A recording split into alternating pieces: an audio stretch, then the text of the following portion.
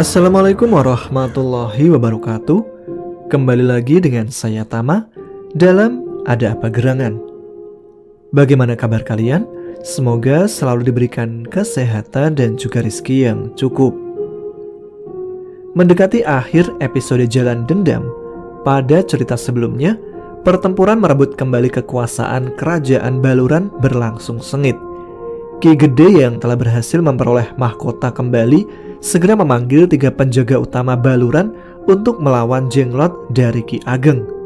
Lalu, sedahsyat apa kekuatan 3 pengawas utama Baluran? Baiklah, teman-teman, ada apa gerangan? Ceritanya mulai dari sini. Sekejap kemudian, 3 pusaran angin muncul di oro-oro Jembar. Setelah 3 pusaran itu hilang, tampaklah 3 sosok raksasa berkepala gajah dan badak. Masing-masing raksasa itu bertangan 4 dan membawa senjata. Ketiga makhluk itu mengubah wujudnya menjadi seukuran manusia. Diradaseta sang gajah putih langsung meloncat dan menerjang Jenglot yang berhadapan dengan Ajeng dan Nyi Sekar Ayu. Gada, pedang, kapak, dan tombak yang menjadi senjatanya menghajar tubuh Sosromolo berulang kali. Percikan bunga api berterbangan ketika senjata-senjata itu menyentuh kulit keras Sosromolo. Ajeng dan ibunya mengalihkan serangan mereka untuk membantu Ki Wanawenang. "Mengapa kau dulu tidak memanggil kami, Ki Gede?" tanya Diradaseta di sela pertarungannya. "Aku tidak ingin membunuh rakyatku sendiri, Tuan," jawab Ki Wanawenang. "Jerbasuki Mowobeo, Ki Gede, kau seharusnya memahami itu. Betapapun perihnya, benalu tetap harus dipotong." "Aku akui aku salah, Tuan." "Tidak, kau hanya terlalu baik. Hanya saja kau tidak tahu jika kebaikanmu itu dimanfaatkan. Sekarang, pergilah Ki Gede, ajak laskarmu menjauhi medan pertempuran. Biar kami yang akan menghadapi Sosromolo." "Tapi Tuan, di tengah keramaian ini, aku tidak bisa mengerahkan ilmuku, Ki Gede." Ki Wanawenang akhirnya memahami maksud Diradaseta. Ia pun memerintahkan pasukannya untuk mundur. Handoko yang melihat kehadiran 3 pengawal utama Baluran menjadi ciut nyali. Apalagi setelah menyaksikan sendiri bagaimana tandang Tapak Liman dan Gugur Gunung. 4 jenglot yang menghadapi mereka seolah menjadi samsak dari senjata kedua pengawal itu. "Di atas langit masih ada langit, Handoko. Kau pikir sudah menyelami samudra, padahal yang kau arungi cuma sebuah kolam kecil," bisik seseorang di belakang Raja Banteng itu. Handoko tersentak. Saat ia menoleh ke belakang, seluruh pasukannya ternyata telah berhasil dilumpuhkan. Tubuh mereka tidak bisa bergerak, dililit oleh akar pepohonan. Di antara tubuh-tubuh yang terikat itu, berdiri seorang kakek dan nenek berbaju coklat memegang tongkat. "Siapa kau? Apa maksudmu menyerang pasukanku?" seru Handoko marah sambil berusaha mendekati kakek dan nenek itu. Namun usahanya gagal. Entah sejak kapan kakinya telah terikat oleh akar pepohonan. Semakin keras ia meronta, maka belitan akar itu menjadi semakin kuat. "Namaku Wiji, sedang nama istriku adalah Semi. Kami adalah pemomong bangsa tanaman di Baluran. Sama seperti 3 pengawal itu, sebenarnya kami sudah lama ingin melibatkan diri. Tapi sayang, Wanawenang terlalu lembut perasaannya," ucap kakek yang mengaku bernama Wiji. "Diamlah di sini, Handoko. Lihatlah bagaimana kekuatan Baluran seutuhnya," ujar Ki Wiji. "Ayo Nik, kita bantu Gugur Gunung, Tapak Liman dan Diradaseta." Sepasang kakek dan nenek itu mendekati medan pertempuran. Pertempuran yang terjadi di tempat itu terhenti. Sosromolo meloncat mundur. Demikian juga dengan Tali Geni dan yang lain.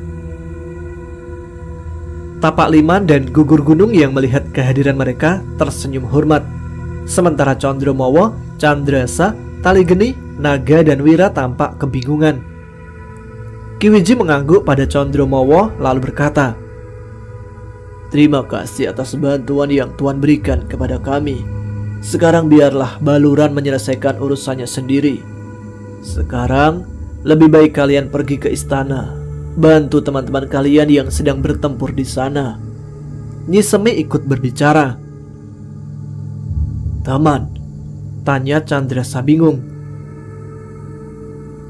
"Kami melihat seorang pemuda, naga hitam, prajurit Laut Selatan, Sosromolo, dan banyak lagi makhluk lain sedang terlibat pertempuran di sana," ujar Nyi Semi.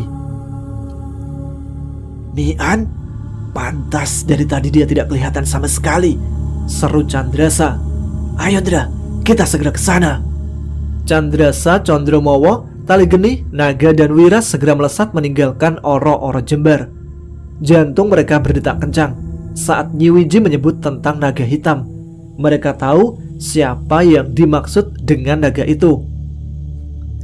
Sesampainya di istana Baluran, Candrasa melihat pertempuran yang terjadi tidak kalah dahsyat dengan perang di oro-oro Jembar. Mian, Ganggang Wilis, Nagalindu, Ki Sabet Mumur, Maina, Tapak Jalak bertarung sengit dengan pasukan pengawal istana. Sosromolo, Mbah Sirna dan seorang perempuan cantik yang bertangan 8. Saat melihat Gundala Wereng, Candrasa sebenarnya ingin langsung menyerang. Namun langkahnya terhenti ketika musuh bebuyutannya itu justru terlihat bertempur dengan Sosromolo. Kebingungan yang sama juga dirasakan oleh Tali Geni dan Condromowo.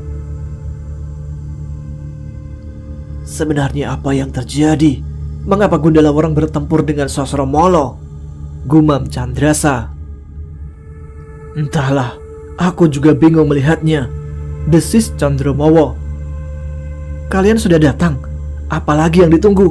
Ayo lekas bergabung," teriak Ganggang Wilis yang melihat kemunculan Candrasa dan kelompoknya.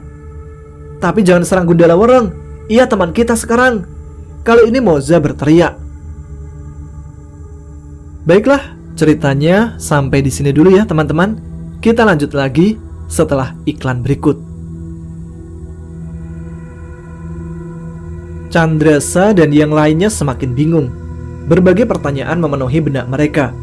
Tapi hal itu harus mereka kesampingkan terlebih dahulu. Kelimanya pun segera menggabungkan diri dalam pertempuran. Wanita bertangan 8 yang sedang berperang dengan Mian adalah Nyai Durga Kantil. Dalam ketakutannya, Mbah Sirna ternyata mengambil jalan pintas dengan mengikat perjanjian dengan ratu penguasa mayat itu. Seorang Sosromolo saja adalah lawan yang tangguh, apalagi penguasanya. Di samping itu, sejak kekalahannya dengan pasukan Tumenggung Jaladri dulu, Nyai Durga Kantil telah memperdalam ilmunya. Hal itu tentu saja membuat ia semakin sulit dikalahkan. Kedelapan tangan Nyai Durga Kantil menyerang tiada henti seperti putaran kincir. Mian yang tahu kekuatan senjata-senjata itu bertempur dengan hati-hati. Tombak catur tunggal dan pedang galih manunggal yang ada di tangannya berusaha menangkis semua serangan Nyai Durga Kantil sambil sesekali berusaha menyerang.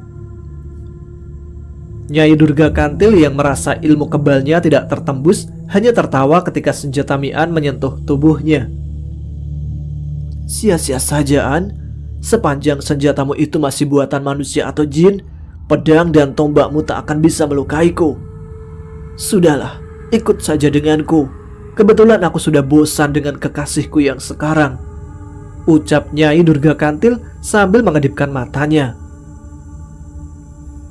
"Kau terlalu sombong, Nyai. Kau lupa pada kuasanya," bantah Mian. "Yang tak akan terbantah adalah kau dan seluruh temanmu akan mati jika tidak menyerah," jawab Nyai Durga Kantil. Mian terdiam. Hati pemuda itu diliputi keraguan. ia tidak dapat memungkiri jika saat ini situasi yang terjadi kurang menguntungkan untuk dirinya. Saat memutuskan untuk menyerang Mbah Sirna tadi, ia sudah yakin dukun sesat itu akan dapat dikalahkannya dengan ilmunya. Tapi kenyataan berkata lain. Kehadiran Nyai Durga Kantil benar-benar di luar perhitungannya. Ingat An, sebagian besar bencana banyak dimulai dari kesombongan. Bahkan karena kesombongan itulah iblis diusir dari langit. Untuk melawan godaan inilah banyak tokoh sakti yang memilih melakukan laku prihatin. Meski mampu, mereka menolak menggunakan kemampuan itu untuk kepentingan pribadinya. Mereka memilih menepi dan menyepi dari hiruk pikuknya persaingan duniawi. Bukan berarti orang-orang itu menyia-nyiakan kemampuan itu, tapi mereka hanya menggunakannya jika takdir memang mengharuskan. Wajangan Ki Selawukir terngiang di telinga Mi'an. Saat Mi'an teringat wajangan itu, rasa sesal tiba-tiba menikam hatinya. Ki Selawukir benar. Betapapun tinggi ilmu dan kawruh yang dimiliki seseorang, kesombongan tetap akan menjadi bagian dari nafasnya. Jika hati diumpamakan segumpal daging, maka kesombongan itu adalah seekor harimau yang selalu siap memangsanya. Semakin tinggi dan besar derajat, kemampuan, serta kekuasaan seseorang, maka harimau yang ada di hatinya juga semakin besar dan ganas. Untuk mengikat nafsu-nafsu itulah diperlukan iman. Manunggaling kawula Gusti, nafsu-nafsu itu harus menjadi kawulamu. Kita harus bisa menyatukan dan mengarahkan mereka agar sejalan dengan tujuan keberadaan kita di dunia ini, dan bukan sebaliknya. Kali ini wajangan Mayangkara saat membabar kitab Puspa Manunggal yang hadir. Perlahan kesadaran cipta, rasa dan karsa yang pernah diperoleh Mi'an saat berserah di Nusa Karang kembali. Kembalinya kesadaran ini membuat semua ketakutan Mi'an menghilang. Kepastian adalah milikmu. Kuserahkan semua takdirku kepadamu. Jika nafasku masih ada gunanya untuk dunia, maka panjangkanlah. Jika tidak, maka tuntaskanlah. Bisik Mi'an, kali ini sambil tersenyum. Nyai Durga Kantil tentu saja heran melihat Mi'an tersenyum. Apalagi ketika melihat wajah Mi'an tidak lagi diliputi aura keraguan dan ketakutan. Setan mana yang menyusup ke tubuh anak itu? Batin Nyai Durga Kantil. Perasaan Nyai Durga Kantil menjadi semakin bingung saat serangan yang dilancarkan Mi'an terasa semakin berisi. Bahkan dalam beberapa benturan yang terjadi, ia bisa merasakan energi Mi'an membuat perisai kebalnya terguncang. Di area yang lain, Candrasa merasa aneh harus bertempur berdampingan dengan Gundala Wereng. Meski mereka dulu pernah bekerja sama, namun kenangan akan kekejaman dan kejahatan yang pernah dilakukan Gundala Wereng membuat Candrasa merasa perlu untuk tetap berhati-hati. Apa yang sebenarnya terjadi? Apakah Wereng sudah hilang ingatan akibat dihajar Mi'an? Batin Candrasa di sela pertarungannya dengan salah satu Sosromolo. Orang yang paling bersemangat di pertempuran itu adalah Moza. Kemunculan Mi'an yang disangkanya telah tewas di perut Gundala Wereng membuat energinya meningkat tajam. Pedang putihnya berkelebat menebas dan menikam dua perempuan anak buah Nyai Durga Kantil. Dari 10 jenglot yang dikuasai Mbah Sirna, 5 jenglot telah tumbang di tangan Ganggang Wilis, Nagalindu, Sabet Mumur, dan Naga Tirta. Kemunculan Candrasa dan kelompoknya sudah pasti membuat posisinya semakin sulit. Harapannya kini tinggal pada Nyai Durga Kantil dan anak buahnya. Sudah lama aku ingin menjajal kemampuanmu, Sirna. Mari kita bermain-main sejenak, mumpung ada kesempatan. Mbah Sirna menatap Naga Tirta yang telah berdiri di depannya. Keris naga siluman milik Mi'an yang dibawa oleh Naga Tirta tampak memendarkan warna merah. Meski telah menguasai puncak dari ilmu Betara Karang, ia tetap merasa khawatir pada kekuatan yang ada di keris itu. Ada apa, Sirna? Kau takut melihat keris ini? Bukankah kau memiliki ilmu Batara Karang? ejek Naga Tirta. Mbah Sirna menggeram, tapi ia tidak bisa berbuat apa-apa selain melawan ketika Naga Tirta mulai menyerang. Dihunusnya keris sengkol yang selama ini menjadi pusakanya untuk menghadapi keris naga siluman. Pertempuran keduanya berlangsung seru. Sesekali Naga Tirta menyemburkan air dari mulutnya untuk mencari titik kelemahan ilmu kebal Mbah Sirna. Naga Tirta tidak ingin membuang-buang energinya hanya untuk menikam tubuh Mbah Sirna yang terlindungi ilmu Batara Karang. Cepat atau lambat, aku akan menemukan titik lemahmu, Sirna.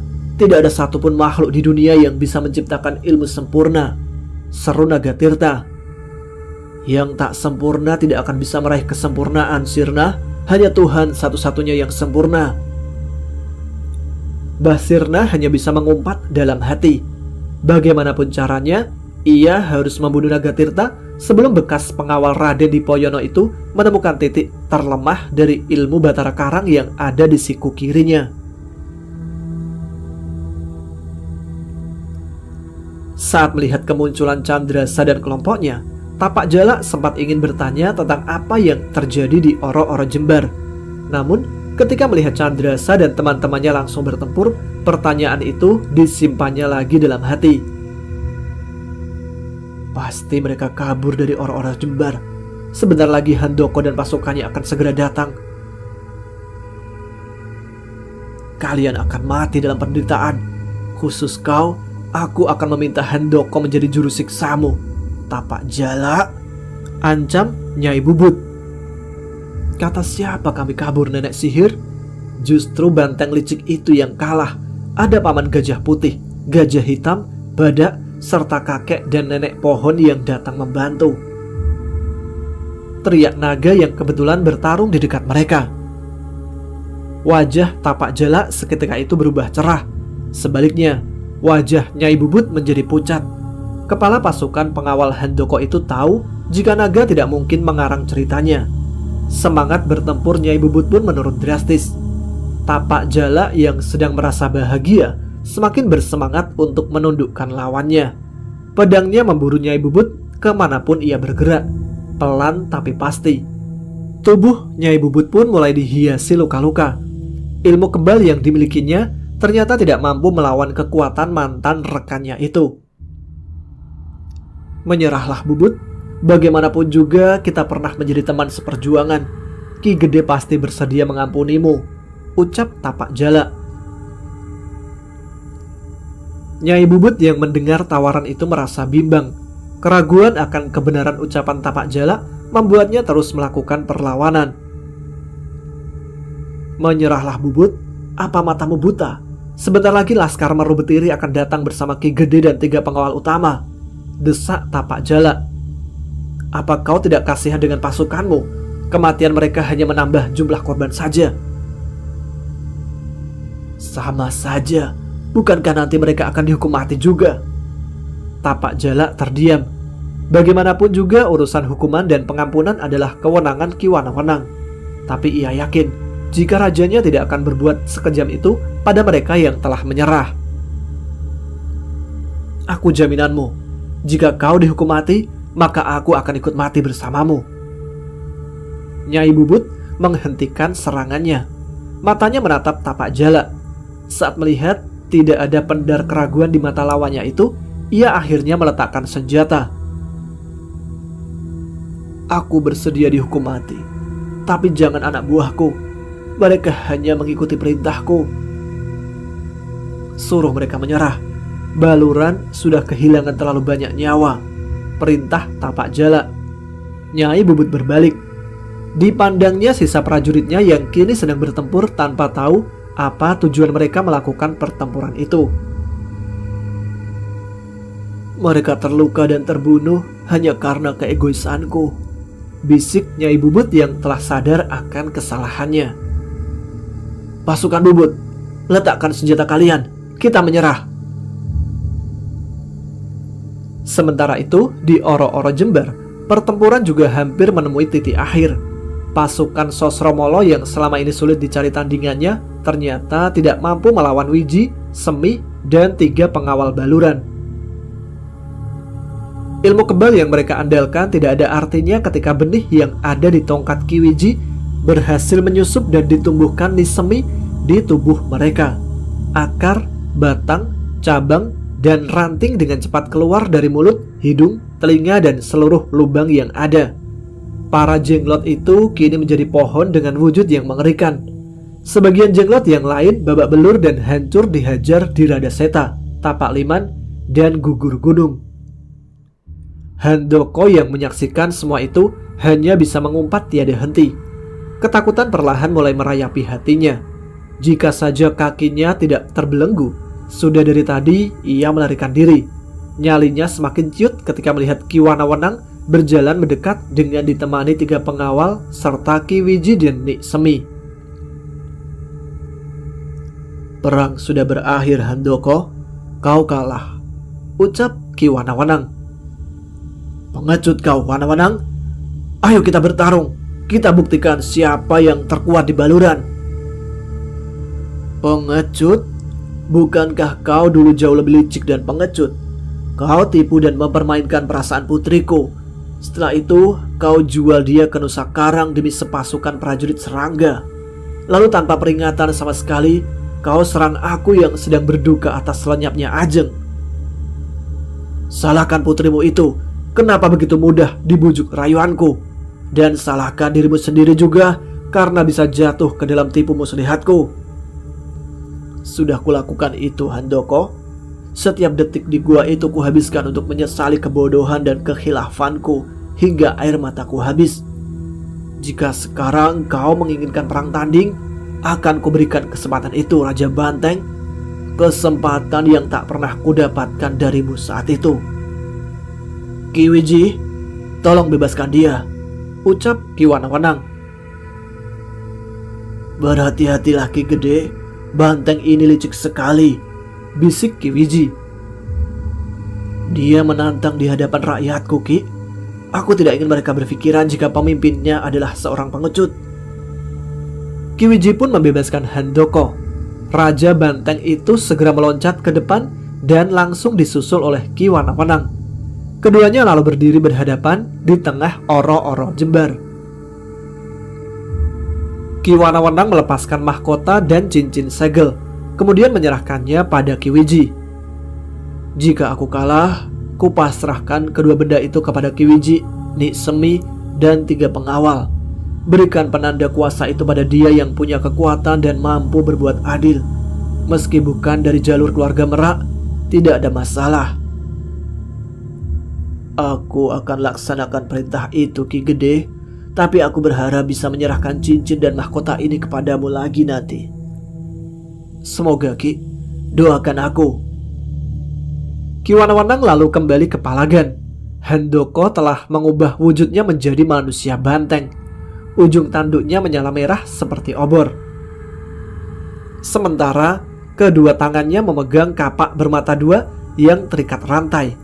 Di ujung rantai yang lain terdapat bola berduri. Sudah selesai olehmu berwasiat, Wanabelang. Ayo segera kita mulai pertarungan ini. Aku sudah tidak sabar ingin membelah tubuhmu. Lalu kenapa kau diam saja? Jawab Ki Wanawenang. Handoko menggeram. Kemudian kapaknya langsung menyambar tubuh Ki Wanawenang.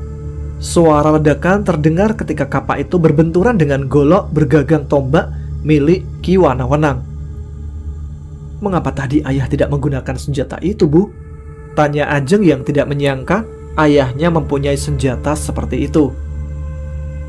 Tadi kita bertempur dalam kerumunan. Ayahmu akan kesulitan untuk menggunakan senjata tombak golok itu, Jeng. Jawab Nyi Sekar Ayu. Lagi pula, senjata itu jelas lebih menguntungkan untuk menghadapi senjata Handoko.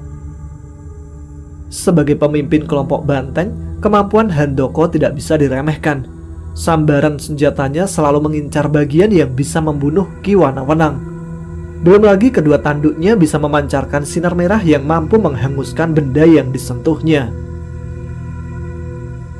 Pada awalnya, Ki Wanawenang yang telah terpenjara dalam waktu yang lama memang mengalami sedikit kesulitan untuk mengimbangi Handoko.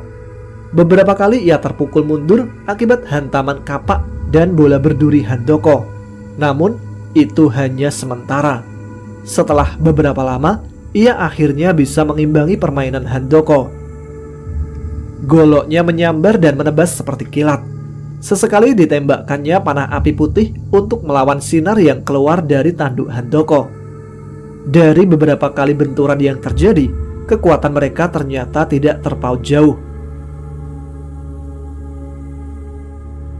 Andai Wanawenang tidak kehilangan banyak kekuatan akibat dipenjara, Handoko tentu bisa dengan mudah dikalahkannya, gumam Tapak Liman. Tapi justru pertarungan ini menjadi lebih menarik. Dengan kekuatan yang seimbang, maka perang tanding ini akan menjadi adil. Gugur Gunung menanggapi. Semoga Saka Wanawenang menang. Wibawanya akan jatuh jika ia kalah, ucap Diradaseta. Sementara itu pertarungan menjadi bertambah sengit. Percik bunga api dan suara ledakan semakin sering terdengar. Tapi tiba-tiba perang tanding itu terhenti. Disusul kemudian terdengar suara sorakan dari Laskar Marobetiri.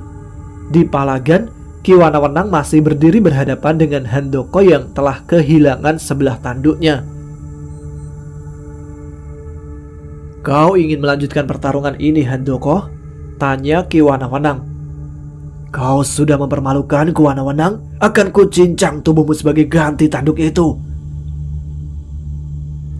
Ki Wanawenang hanya tersenyum.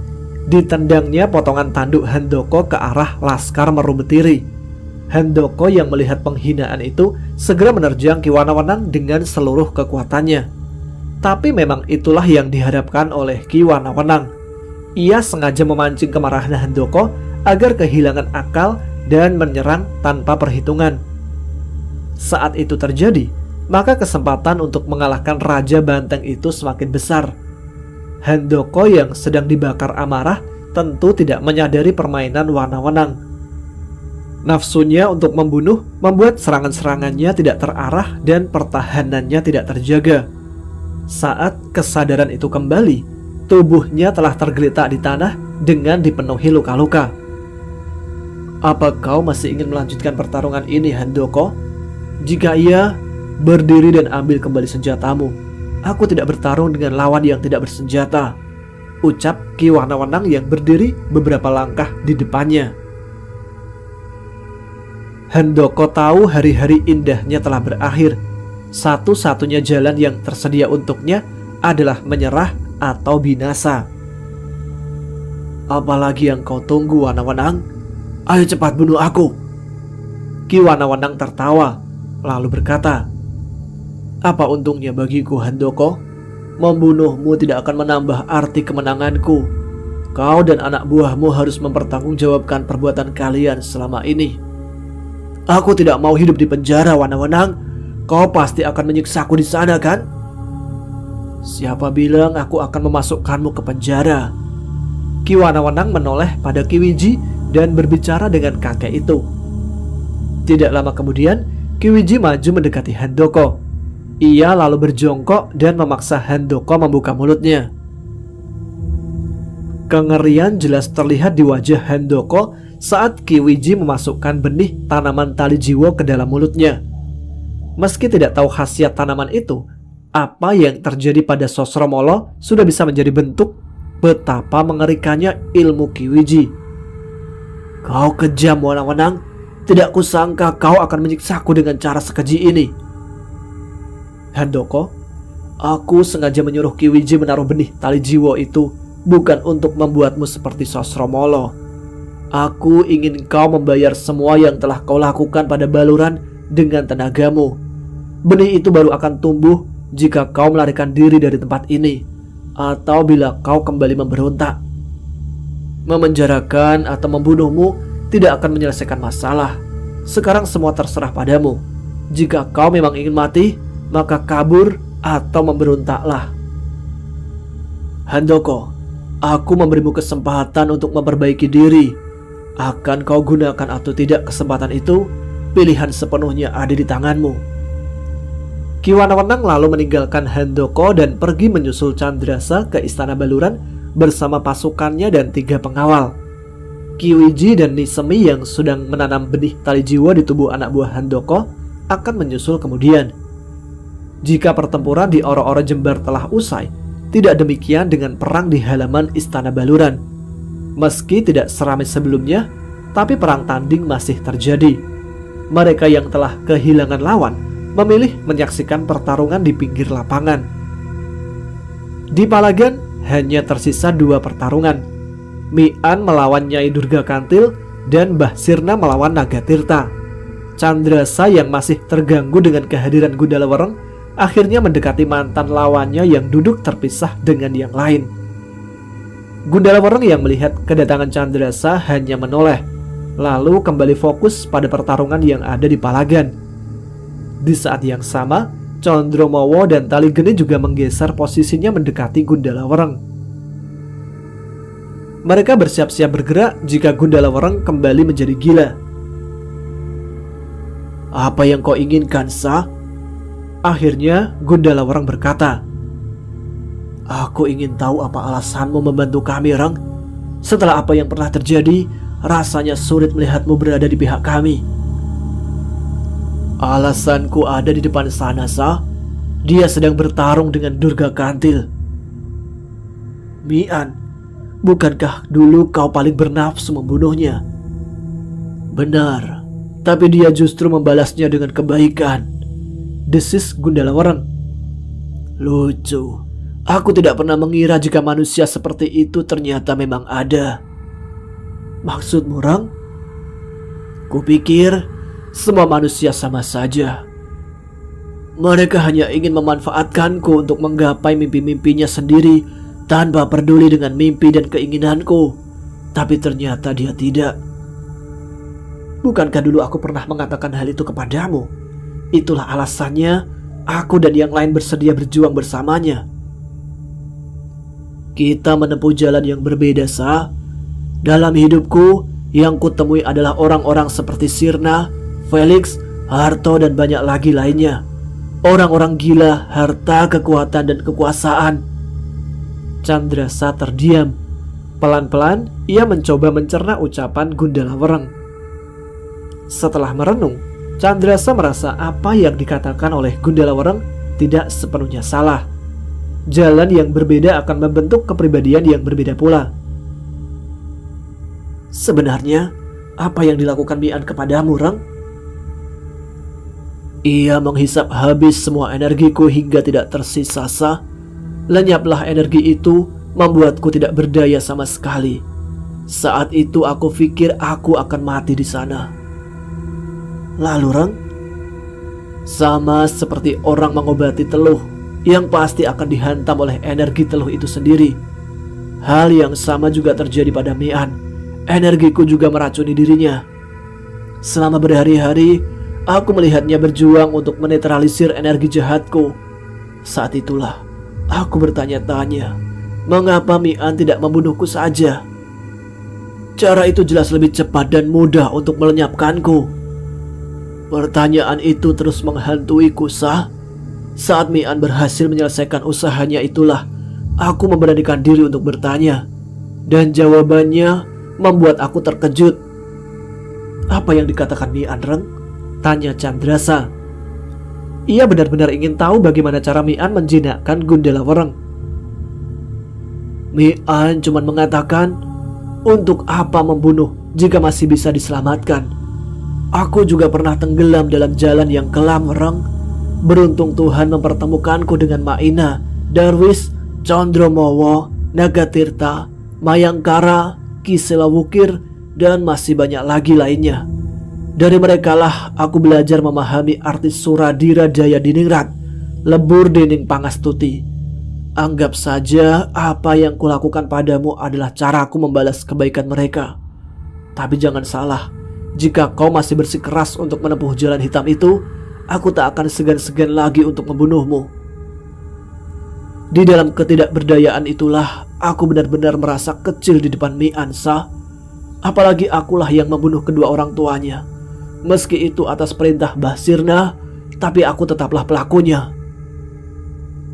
"Lalu, dari mana kau dapatkan kekuatan itu lagi?" "Kulihat energimu lumayan besar, meski tidak sekuat sebelumnya. Mi'an meminjamkan sebagian energi tombaknya kepadaku. Setelah urusan di baluran ini selesai, aku akan kembali ke Semeru untuk menyepi bersama Ki Selawukir. Suara teriakan yang berasal dari lapangan membuat Candrasa dan Gundalawarang menghentikan pembicaraan mereka. Keduanya lalu mencari tahu sumber dari teriakan itu. Tampaknya pertarungan Nagatirta dan Bahsirna telah mencapai titik akhir. Nagatirta rupanya berhasil menemukan titik lemah dari ilmu kebal Bahsirna. Terlihat dukun sesat itu berjalan terhuyung-huyung sambil berusaha mencabut keris naga siluman yang menancap di siku kirinya. Kondisi Nagatirta sendiri juga tidak lebih baik. Keris sengkol milik Bahsirna menancap di paha kanannya. Tapi kelihatannya Nagatirta masih bisa mengatasi energi dari keris itu. Setelah berusaha, ia akhirnya bisa mencabut keris pusaka Bahsirna itu. Mi'an yang masih bertarung dengan Nyai Durga Kantil semakin bersemangat untuk segera menyelesaikan pertarungannya. Tombak dan pedangnya semakin deras menyerang Nyai Durga Kantil. Sama dengan Nagatirta, Mi'an juga sedang mencari titik lemah dari ilmu kebal Ratu Mayat itu. Tapi kekuatan ilmu Nyai Durga Kantil jelas berbeda dengan Bahsirna. Kedelapan tangannya yang memegang berbagai macam senjata juga tidak kalah ganasnya memburu Mi'an. Setiap tikaman dan tebasan senjata-senjata itu selalu mengincar bagian mematikan di tubuh Mi'an. Hal itu masih ditambah dengan semburan-semburan cairan beracun yang mampu membuat tubuh membusuk. Moza menyaksikan pertarungan itu dengan jantung berdebar. Jika menuruti keinginan hati, ia ingin meloncat dan ikut bertarung bersama Mi'an menghadapi Nyai Durga Kantil. Ganggang Wilis yang berdiri di samping Moza juga merasakan hal yang sama. Saking cemasnya, ia bahkan sudah akan meloncat. Namun, Nagalindu bergegas meraih tangan gadis itu. Nyai Durga Kantil sadar jika pertarungan yang sedang dilakukannya adalah sebuah kesia-siaan. Sebenarnya ia ingin mengakhiri pertempuran dan pergi dari baluran. Namun, harga dirinya sebagai ratu tidak mengizinkannya untuk melakukan itu. Kemunculan Ki Wanawenang dan pasukannya membuat perasaan Nyai Durga Kantil semakin kacau. Harapan satu-satunya adalah dengan secepatnya mengalahkan Mi'an dan pergi meninggalkan baluran. Tapi ternyata kenyataan berkata lain. Mi'an bukanlah lawan yang bisa dengan mudah dikalahkannya. Sudahlah Nyai, mengapa tidak kita akhiri saja perlawananmu? Semua sekutumu telah tewas dan menyerah, seru Ki Wiji yang tiba bersama Nisemi. Lalu aku harus menjadi tawanan kalian? Ki Wiji tidak menjawab. Ia menoleh pada Ki Wanawenang. Katakanlah ia boleh pergi Ki Wiji, tidak ada gunanya lagi pertempuran itu diteruskan. Nyai Durga Kantil pasti paham jika dia sudah kalah. Hanya saja ia tidak ingin harga dirinya jatuh. Durga Kantil, kau dipersilakan untuk meninggalkan baluran. Tapi jika kau masih ingin bertarung, aku sendiri yang akan menggantikan pemuda itu untuk melawanmu. Nyai Durga Kantil yang memang menunggu kesempatan untuk pergi tentu saja tidak menyia-nyiakan tawaran yang diberikan oleh Ki Wiji. Ia segera meloncat mundur dan mendekati Bahsirna yang tergeletak tidak jauh dari tempat itu. Tolong aku Nyai, tolong aku, bisik Bahsirna yang sedang berjuang melawan racun api naga siluman. Nyai Durga Kantil tersenyum sinis. Mereka tidak akan mengizinkanku untuk membawamu Sirna. Sebagai ganti tubuhmu, aku akan mengambil kembali patremku. Dengan cepat, Nyai Durga Kantil mengambil patrem yang terselip di pinggang Bahsirna. Kemudian, ia pun menghilang. Setelah Nyai Durga Kantil pergi, giliran Mi'an yang mendekati Bahsirna. Diamatinya wajah orang yang telah membuat hidupnya menderita itu. Semua kenangan pahit yang pernah dialaminya satu persatu hadir di benaknya. Tapi saat melihat kondisi Bahsirna, bukan amarah yang timbul di hati Mi'an, melainkan rasa iba.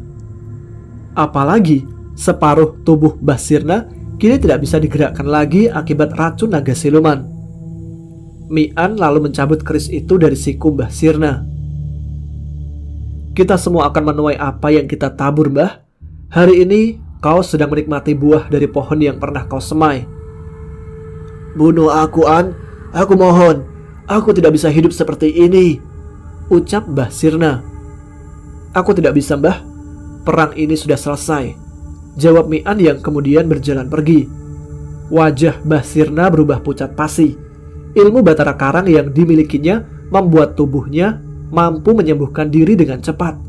Karena itulah pemilik ilmu itu biasanya berumur panjang.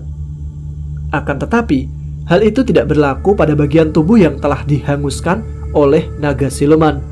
Itu artinya ia akan menghabiskan sisa hidupnya di tempat tidur. Terbayang bagaimana penderitaan yang akan dijalaninya esok.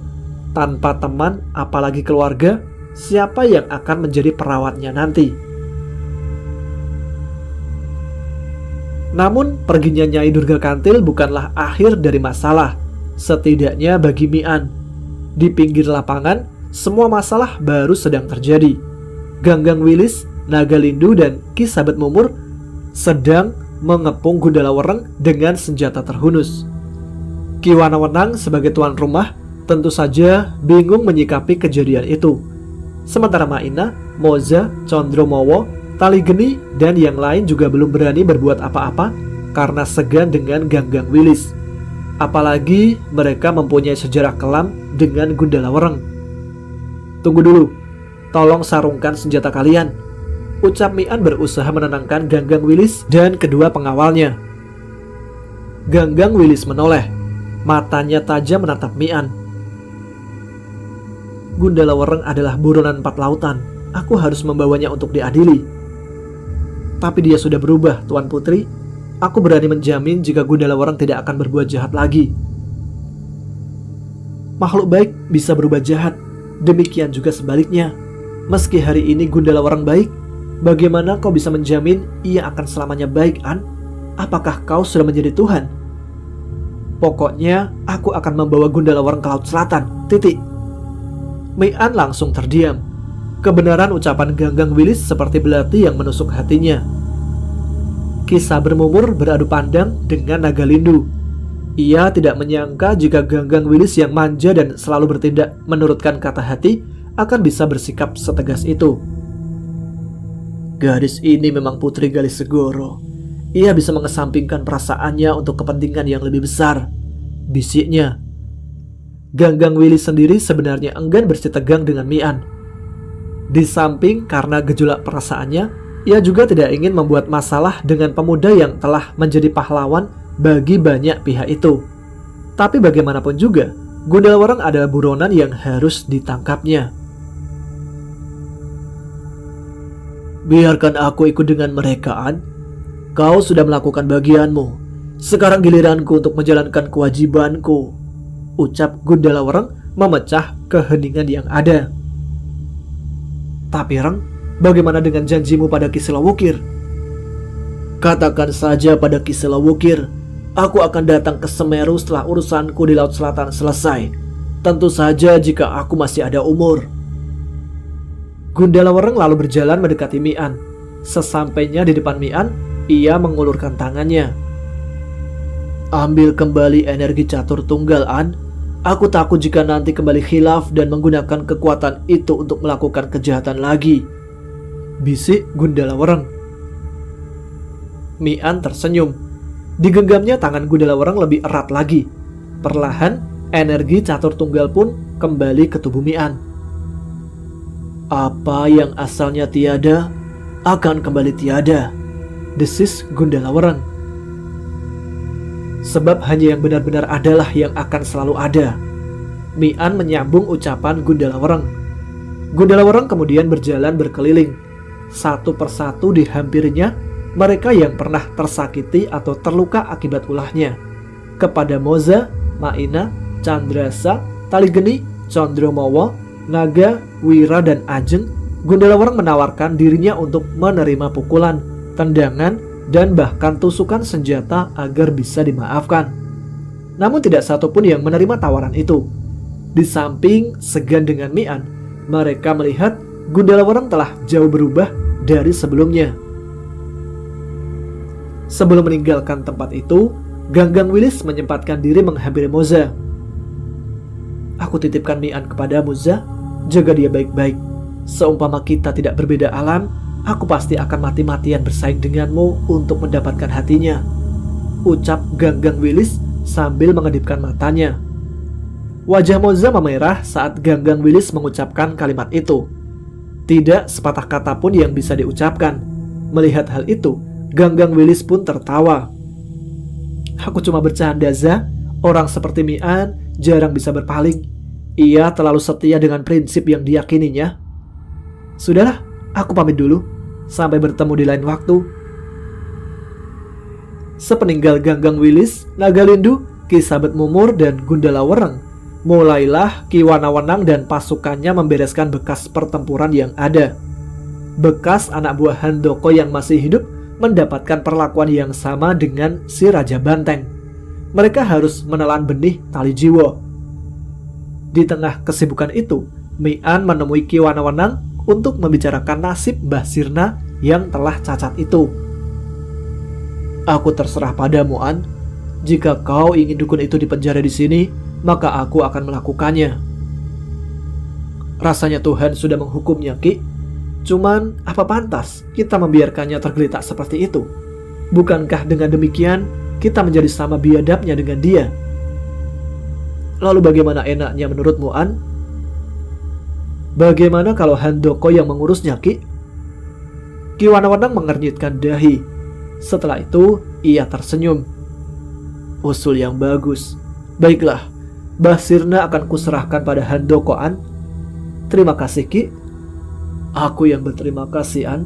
Apa yang kau lakukan untuk Ajeng dan Baluran tidak akan bisa kubalas. Aku hanya mengikuti jalan nasibku, Ki. Cara kita menyikapi nasib itu menentukan nasib-nasib selanjutnya. Bukan demikian, An? Setelah ini, apa rencanamu? Aku akan pulang ke lereng Lawu, Ki, berziarah ke makam kakek dan mengurus kembali tanah warisannya. Bersama gadis itu tentunya, An? Jika dia bersedia, Ki, jalan hidupku kelihatannya akan sering bersinggungan dengan kekerasan, bisik Mian sambil menatap tombak catur tunggal yang tergeletak di sampingnya. Rasanya gadis itu tidak akan keberatan, An. Ia pasti sudah memahami bagaimana tanggung jawab mereka yang diberi kelebihan olehnya. Ia pasti bisa bertahan. Semoga saja, Ki. Semoga. Setelah urusan Mbah Sirna selesai, Mian pun mengutarakan maksudnya untuk pamit dari Baluran. Perpisahan pun akhirnya harus terjadi. Tali Geni, Naga, dan Wira memutuskan kembali ke Pulau Ular Utara. Naga Tirta dan Candrasa memilih tetap tinggal di Baluran untuk sementara waktu. Tanpa disangka, kebersamaan semenjak di Nusa Karang ternyata membuat Candrasa dan Ajeng saling terpikat. Mengetahui hal itu, Mian dan yang lain tentu saja merasa sangat berbahagia. Hari sudah malam ketika Mian, Moza, Maina, dan Condromowo yang telah berubah wujud menjadi kucing tiba di terminal. Sengaja keempatnya menggunakan cara-cara yang wajar agar bisa merasakan kembali denyut dunia nyata. Sambil menikmati kopi panas, mereka mengamati bis-bis yang berlalu lalang membawa penumpang ke tujuannya masing-masing. Kau akan menumpang bis yang kemana, Za?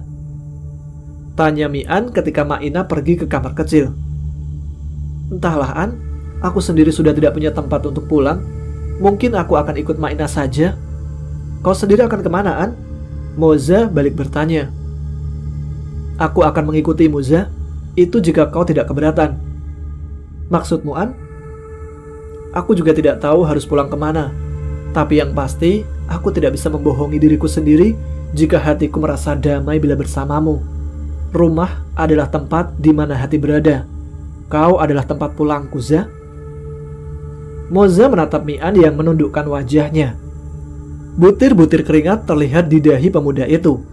Beban kalimat yang diucapkannya barusan sepertinya lebih berat dari semua pertarungan yang pernah dilewati pemuda itu. Kalau begitu, pulanglah, An. Aku akan berusaha untuk selalu menjadi rumah yang pantas untukmu. Moza akhirnya menjawab pengakuan Mian. Mian menegakkan kepala. Ia dan Moza lalu bertukar senyum. Malam itu, di bawah cahaya purnama, meski tanpa kata, doa dan harapan mereka akhirnya menyatu di satu rasa.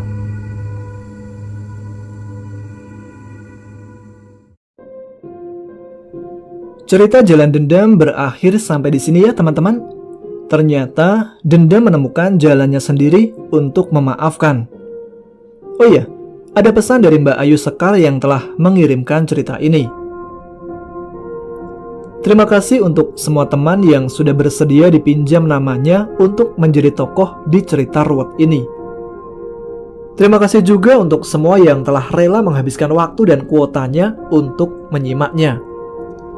Dan salam hormat saya kepada Mas Ular Pudak Brahma yang telah membantu menuliskan kisah ini. Baiklah, terima kasih juga Mbak Ayu dan Mas Pudak Brahma. Semoga ada kesempatan untuk bersilaturahmi mendengarkan beberapa wejangan tentang hidup. Juga terima kasih kepada teman-teman yang telah menyimak kisah ini dari awal sampai akhir. Nantikan cerita selanjutnya. Jangan lupa subscribe, tinggalkan komen, tunjukkan eksistensi kalian. Saya Tama pamit, semangat menjalani tugas hidup. Wassalamualaikum warahmatullahi wabarakatuh.